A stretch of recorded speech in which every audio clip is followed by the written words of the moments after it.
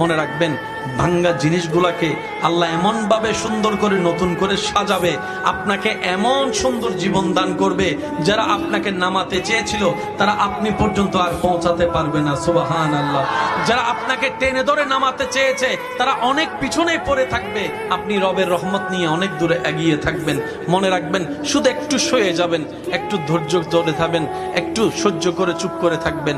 যত সইবেন তত পাইবেন, যত সইবেন তত পাইবেন। কোনো আফসোস নাই, কোনো আপত্তি নাই, কোনো হা হুতাশ নাই। রবকে শুধু এতটুকু বলবেন, যখনই মন খারাপ হবে সিজদায় মাথাটা ঝুঁকিয়ে, ইয়া রব, আমি যা পেয়েছি কোনো কিছু পাওয়ার যোগ্যতা আমার কাছেই নেই, সব তুমি দয়া করে দান করেছো, সব তুমি দয়া করে দান করেছো।